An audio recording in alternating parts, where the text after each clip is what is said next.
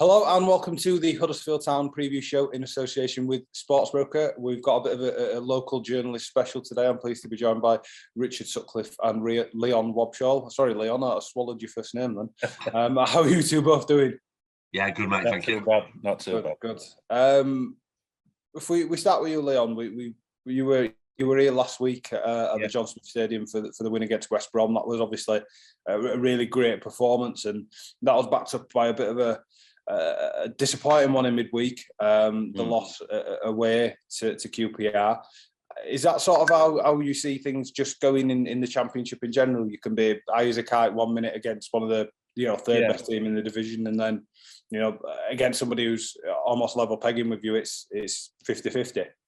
Yeah, I mean, it's difficult in these 3 game weeks as well. Obviously, straight after an international break, you tend not to get too many teams who'll just win all 3 of them. There'll probably be a bump in the road somewhere. It's always difficult going to QPR, wasn't it? They've got a good home record, travelling to London on a Wednesday night, and just being edged out there.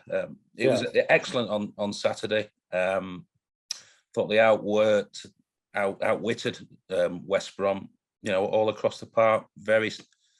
West Brom had a hell of a lot of possession, but they weren't particularly threatening with it, I didn't think. And no, Tom looked comfortable, I thought. Yeah, they won the midfield battle as well. I think that's that was one of the biggest tricks, really. Scott High and Lewis O'Brien. They were against Alex Mowat and Jake Livermore. Both of them looked very rusty for me. They were coming back after a few games out. Won the battle there.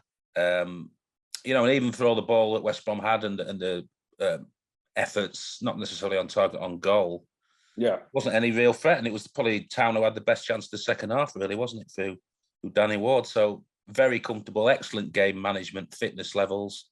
Yeah. And they look like they're onto something at home. And it's obviously not it's not ideal going from a Wednesday night to a Saturday, but I'd say at least Town are at home, aren't they? And they've got a very, very strong record here. I think they've kept something like, is it 4 clean sheets in a row? Yeah. So at least they're at home on Saturday.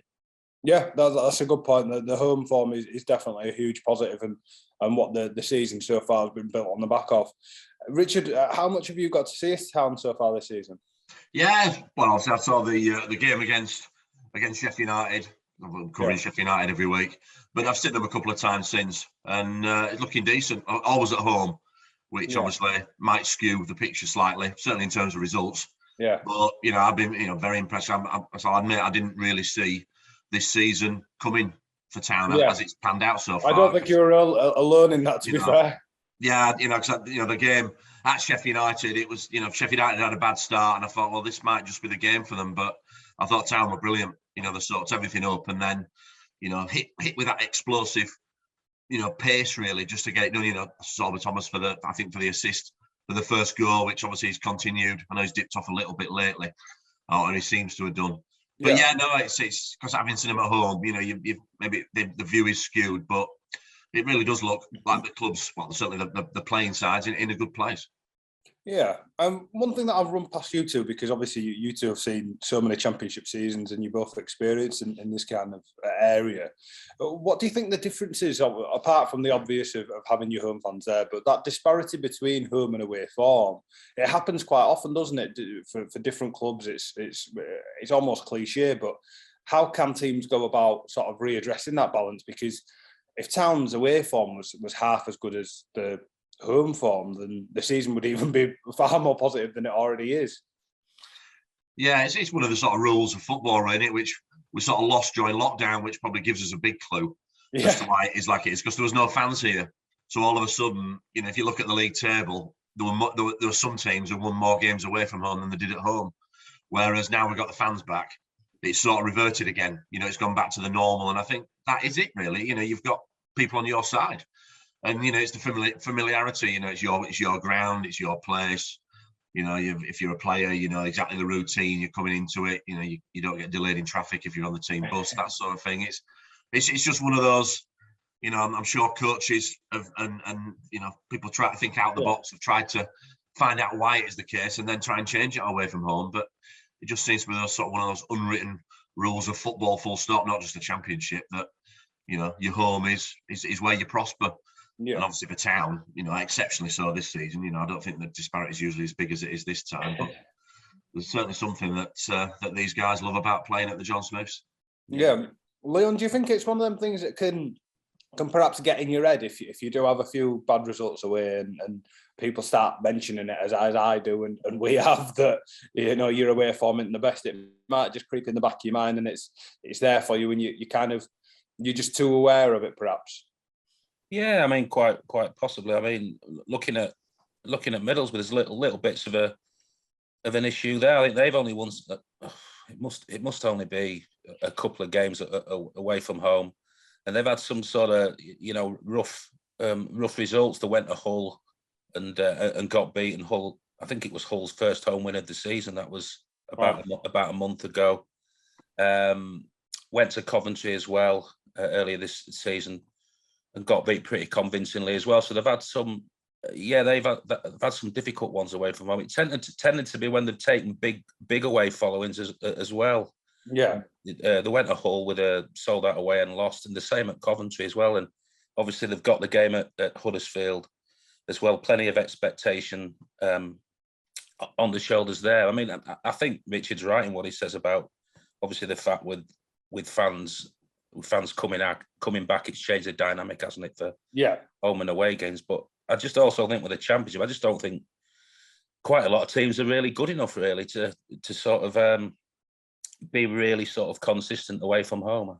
I think the fact that fans are coming back in helps teams at home, but I just don't see that much, aside from one or two teams, that much, you know, quality for teams to get really strong away records. Probably, you know, the likes of Fulham and Bournemouth, but you could see them maybe, you know, winning something like, you know, 10, 12 games away from home. But I don't see many others perhaps doing that this year. Okay, that's perhaps a fair point. I mean, Fulham and Bournemouth at the minute are playing in a completely different competition to everyone else. So that's, you know, it's almost it defeats the purpose of trying to compete. Compare yourself against them, because it's not really an honest comparison, sort of monetarily or form wise. Their sort of ambitions and what's available to them is completely different. So it's one of those where you've got to be a bit honest with yourself as well, I think, at the same time. And if Town are in a similar sort of boat to the teams that are around them, then that's probably not a bad sign. I think one of the points we made after the QPR game was, had that exact fixture played at the John Smith Stadium on that evening, it would have likely been 1-0 the other way around, and that would have been the deciding factor. So in that sort of a scenario, it's not the end of the world. Obviously, it's something that I imagine that the lads in Carlos will want to address and get better at. But in that sense, it's something they can obviously tackle and do as they please with. If we have a look at Borough, Leon, they've obviously had a completely opposite season to what Town have enjoyed, in that Town have been quite consistent. We've known what's coming.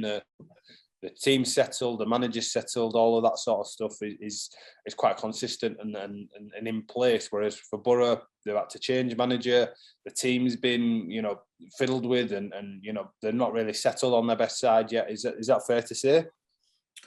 Yeah, absolutely. And obviously, Chris Wilder's gone in, and there's a short, a medium, and a long term there, isn't there? I mean, it's well documented. He'll be wanting to change the way of playing, and I think another thing that judging by his comments, that he certainly feels he needs to address is the fitness. I mean, you look at I think the first half form table, there's something like third in the Championship, but in the second half the drop down is something like 18th and 19th. So that does by definition suggest there is an issue there with you know, fitness, not just managing the game in the second half, but fitness as well.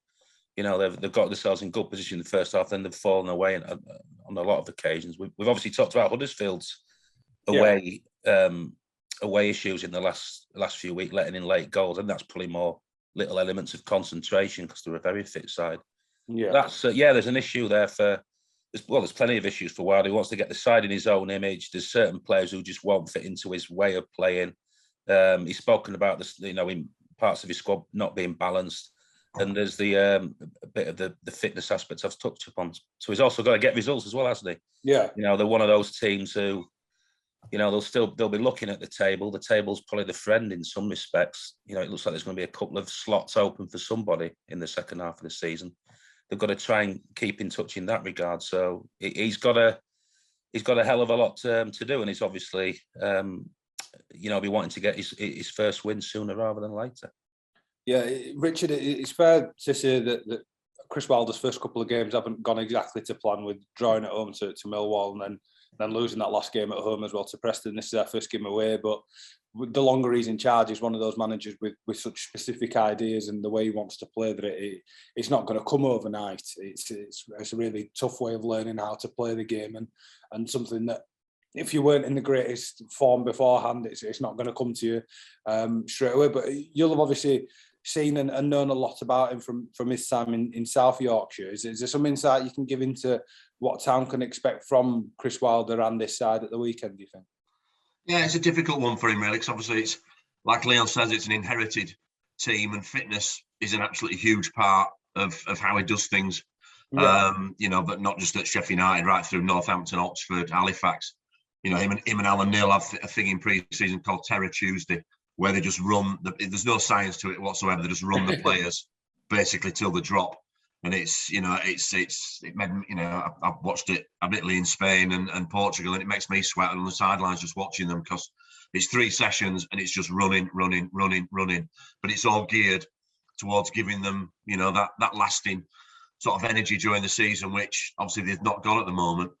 You know, you look at the results, they've not been great, but there've been little signs. And it reminded me a little bit of David Wagner when he came in here at Town. And I think his first game was against, I think, was it Middlesbrough? But we saw, and I think they lost that day, but we saw the signs that something was actually happening. And I think it's been a little bit like that with Borough, in the fact that you can see what he's trying to do. He's not got the personnel to do it. And, you know, January will be a help, but I don't think Middlesbrough will actually see a Chris Wilder team until next summer, because I think when you look at a squad like Borough have got, and I know it was an issue at the start of the season. Obviously, Neil Warnock was here for 1 season, and he wanted his sort of players.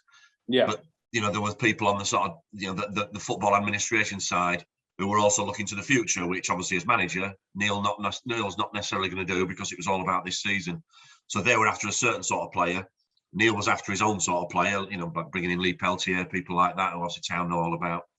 So the squad that Chris has taken over is a little bit of a crossbreed at the moment. Right. So, you know, there'll be high energy. Like I said, I didn't realise that stat until Leon came up with it about the disparity between first half and second half, which obviously could be a factor on Saturday. But right. No, it's you know, I loved watching his teams, I must admit, at Sheffield United, but I don't think we're going to see his actual Middlesbrough team until, you know, February. We'll have a hint maybe, but I think it's going to be August when you think, yeah, that's got a stamp on it. Okay. Yeah, you think there's probably, you're looking at that Borough squad, and you can sort of see certain players who probably will fit into a Wilder side. Yeah. I think Paddy McNair at the back, probably Dale Fry as well. A lad at Forest, you know, that sort of player, the energy players, isn't it? Yeah, Matt Crooks in midfield. He'll certainly be fit after being at Rotherham United, because that is really their main focus. He's come through the ranks at Huddersfield as well as at Crooks. Yeah, of course. Yeah, I forgot about it. Yeah, there's sort of certain players you can see fitting into a Wilder team. You know, Duncan Watmore's got a lot of energy. You know, maybe him as well, but. You know, you look at others and you think, you know, you can't necessarily see them sticking around. I mean, there's been a bit of speculation already about Uche Pezu. They obviously brought him in from Wickham, Neil Warnock, a big battering ram centre forward. And there's already stuff coming out in the press suggesting that, you know, Wilder will let him go in January. And that's pretty much what Richard said, that, you know, Neil brought in some Neil Warnock type players, and they won't fit into what Chris is after. So there will be casualties, as there will at any club when a new manager comes in. Yeah. Do you think it's in a weird way, it's probably a good time to be playing Borough, because Town have had it the other way around, where we played Forest a few days after Chris Hughton had left the club, and that was their first win of the season. And we got them in high spirits, and obviously they had a point to prove. And you know, we lost a rare home loss that day, 2-0 at home. But with this one, with it perhaps taking Chris a bit longer to get his ideas across and everything, is this a better time to be playing Borough in a strange way? Yeah, I do. I think so. I think as well, when you're having these 3-game weeks and you're playing on a Wednesday, at least if you're playing at home on the Saturday, then you haven't got the travel, and you can just sort of focus on recovery really. And yeah, there obviously are issues with Middlesbrough's away form, and the fact that in second half of games they have sort of tailed away. They're obviously 1-0 up in midweek, and Preston scored twice in the I think it was last 20 minutes, wasn't it? In a real sort of horror winner as well from a defensive point of view. So there are sort of issues there for Middlesbrough. It could be one of the, it wouldn't be the biggest surprise for it to be one of those games that's maybe a bit of an arm wrestling and settled later on with, Huddersfield, managing it and nicking a 1-0. Could definitely be one of those games. And with, in a hell of a lot of championship games this season, they've been arm wrestles, and Huddersfield haven't been bad at sort of nicking games, have they, this season? They must have won. I bet they won about half a dozen games by single goal margins, and it'll be one of those again on Saturday. Richard, obviously, we haven't heard from yourself as much on the preview show this season. Is there anyone in the town squad that's really stuck out to you as sort of shone through, and has been somebody that's either surprised you with their form, or has been somebody that you thought has just been having a real great year? I have to say Tom Lees I've been really pleased with how he's settled in, because he's had hard times at both clubs. I've covered a lot of him when he was at Leeds, when I was at the Yorkshire Post, and the same at Wednesday, to be honest, where initially he had a great impact there, but he's one of these lads, I don't know why, but he's one of these lads that sort of takes the flak when the team is struggling, and fans will turn on him a little bit, whereas I've never understood that. We're on about Neil Warnock earlier. He turned on him once after Leeds got beat at Ipswich, which, was a strange thing to do because he was only a young kid then. And I've never understood, because I think he's just the sort of player you want in your team. He's a cracking player. I love watching him. I think he's good on the ball. I think he's brave. He's everything you want in a centre half, if I'm honest. But B, he's actually a decent bloke as well. And I've never really understood why he gets the flack. So to see him come in and make the impact he has, because obviously he was a free transfer, he was free agent in the summer. Wasn't quite sure what would happen to him, because obviously Wednesday had a horrible season last year. Yeah. But he's done brilliantly, and it's come in, and I think he's made the difference to me, because I like Matty Pearson, I always have, and Colwell, he looks a special talent. I think we know he's going to go on and have a really, really good career.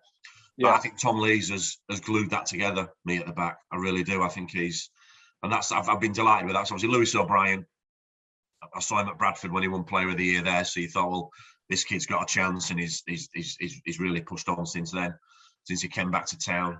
So you expected that from him. Scott High, really pleased with his performance the other week against West Brom, because there's a talent in there, and obviously Hoggy's an important player for town. You only have to look at the results over the last 6-7 years. If he's out, the win ratio doesn't half dip.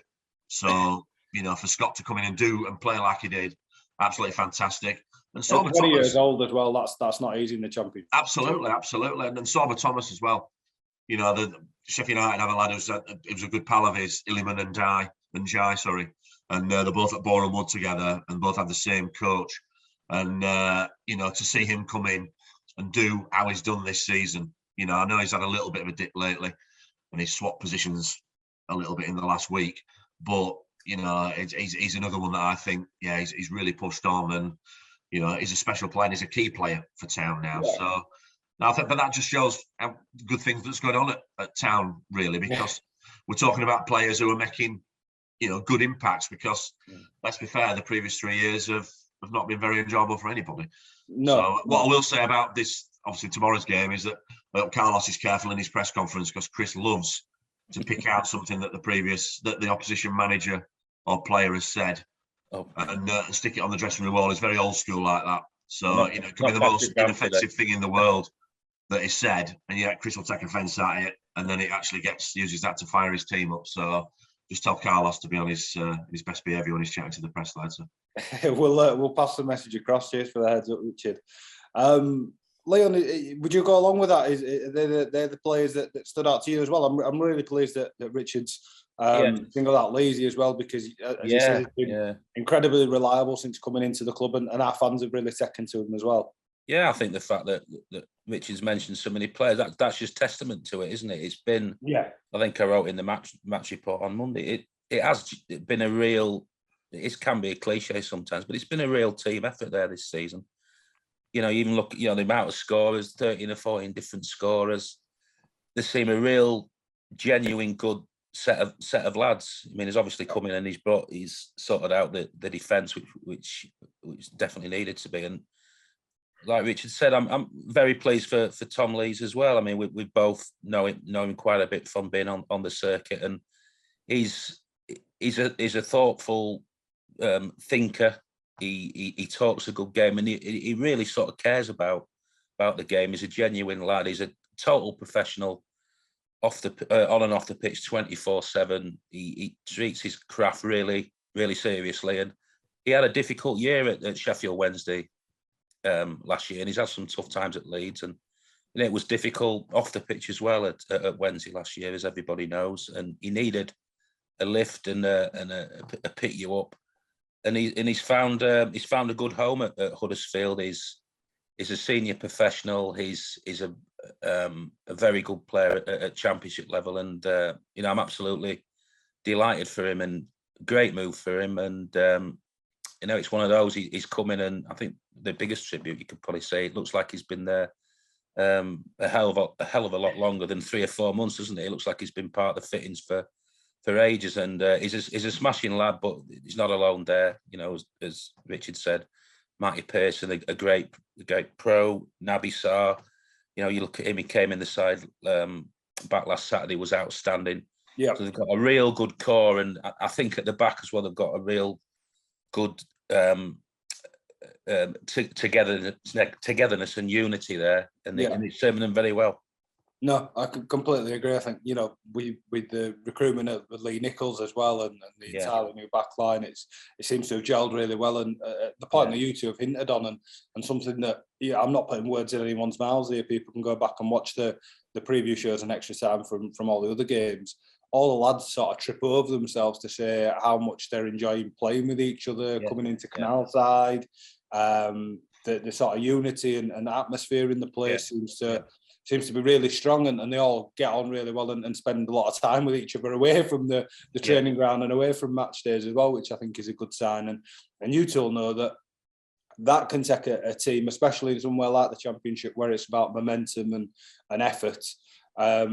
Having that sort of willingness to play for each other can take a side a long way in this division. Is that fair to say, Richard? Do you think that's... Yeah, definitely.